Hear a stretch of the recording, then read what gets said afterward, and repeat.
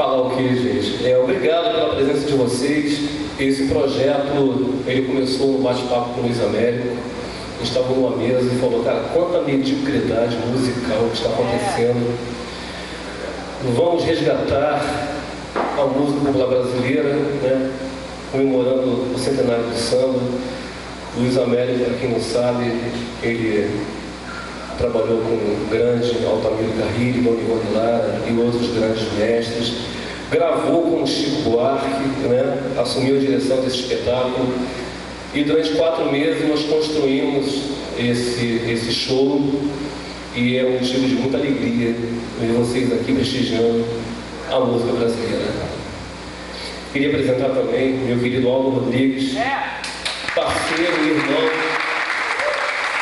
Aldo Rodrigues é humilde demais. Aldo Rodrigues trabalhou anos com Jorge Aragão, fez turnê na Suécia com a Elza Soares, Farofa Carioca, gravou com todo mundo do samba e está aqui com a gente. Meu querido André Calçada, amigo de infância, tá velho, né? Trabalhou com o Rico Sullivan, trabalhou com Rosana, Wander Pires, né? Hoje está aperfeiçoando, fazendo sua especialização em harmonia. Ele é o cara. É convidado, Manu Santos. Fala o que de Manu, né? Manu Jabur. Tudo começou aqui. Eu vou passar a palavra aqui para ela explicar direitinho. Mas não vai dar problema, deixa ela, não dá problema. Pronto, começou.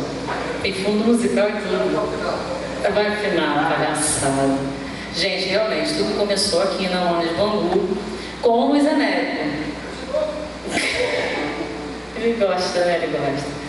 A gente tinha um projeto chamado Aquarela Brasileira. Mentira, é Aquarela Musical. 2003, quer dizer, muito tempo atrás, né? E, bom, enfim, né? Meu pai comprou a briga, minha família comprou a briga, todo mundo achava que eu deveria ser cantora. Cá estou eu, cantando ainda, aí 17 anos. E obrigada, Luiz Américo, Pedrinho Bastos, também porque vocês me apresentaram o caminho da música. Muito obrigada.